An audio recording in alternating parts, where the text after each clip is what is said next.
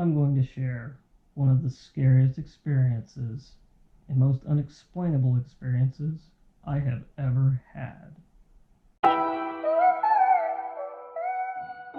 It was late fall at the dealership. The summer rush was over, and I was back to working part-time on Saturdays only. It's tough to stay busy at a motorcycle dealership in the off-season, so I was tasked with cleaning and organizing an area of the dealership known only as the pit. Just to give you a layout, it was a very long, poorly lit, rectangular-shaped room with only one way in and one way out. The entrance was through a heavy metal door that drug across a steep concrete ramp that led down about a 3-foot descent to the lower level. This area of the dealership always had a creepy air about it. Skylights in the ceiling had been yellowed from years in the sun. The sunlight that would shine through the tree branches into the skylights created eerie shadows that would mess with your mind at times. I never exactly liked being down there, but there was a job to do. Motorcycle engines lined a narrow path on both sides. Once you reached the bottom of that steep ramp, motorcycle exhaust pipes hung above your head on the ceiling. The walls lined with shelves holding boxes of bike parts. Further down, rows of shelves filled with old gas tanks. Pushing the creepiness aside, I started cataloging and organizing all the parts down there. I wasn't getting much done with being called to perform other duties. I grew to hate that PA speaker. It seemed to echo off everything down there. There wasn't a phone down there, so I had to make my way back to the front of the room, climb that awful ramp, and go see what I'd been summoned for. The door, which only locked from the outside, was to be left open when someone was down in the pit. If you were to get locked down in the pit, there wasn't a phone to call out. Your only hope was to bang on that door until someone heard you. This had happened to me once before. We had a policy that if the door was open, leave it open, or make dang sure no one was down there before closing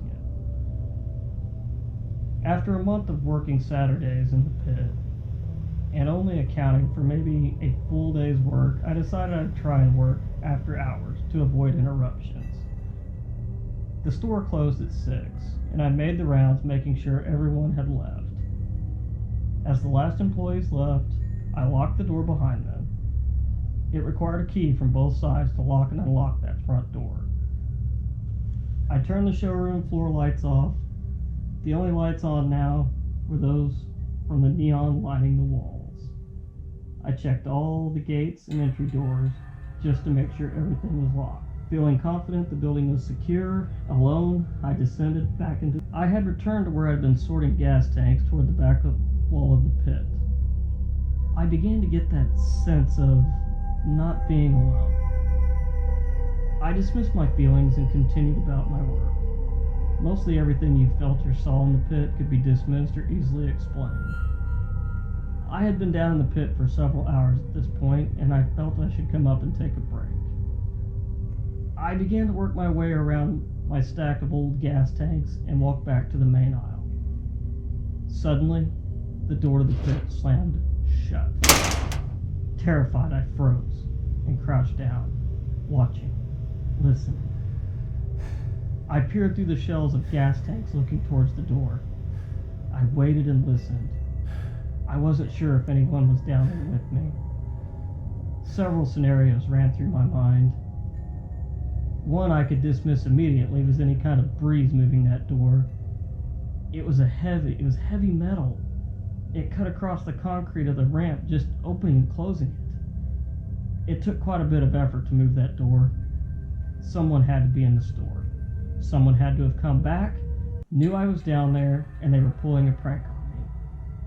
But what if someone had broken in?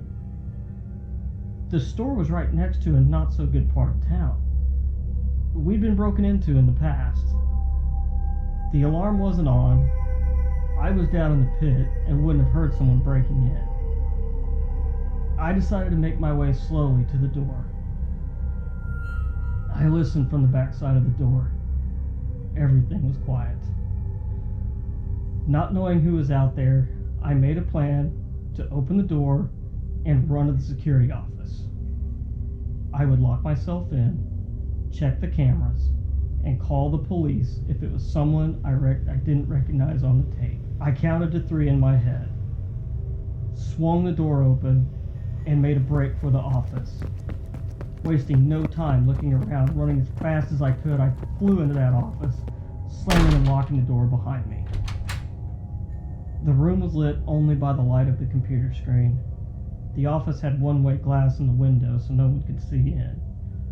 Not even catching my breath and shaking with fear, I began to rewind the security tape. As I rewound the tape, I saw something terrifying and unexplainable. The camera had caught the door slamming, but no one was there. I rewound the tape even further, thinking someone tied something on the door and pulled it shut, trying to scare me. I wouldn't have seen anything tied on the door as fast as I ran for that office, but no matter how many times I rewound that tape and played it back, no one. Not a single person was on it. Just a heavy metal door slamming shut on its own. I watched the tape over and over. Nothing. Only myself entering the pit, alone. At this point, I had seen enough. I left the office, set the alarm, and left. I never mentioned a word of this to anyone. If it had been a prank, somebody would have said something. No one ever did. The only thing ever said about that night was how I left the lights on. To my knowledge, there is no reason for the building to be haunted. But I do have a theory. All those motorcycle parts, they are all from totaled motorcycles. What if someone had been killed riding one of those motorcycles?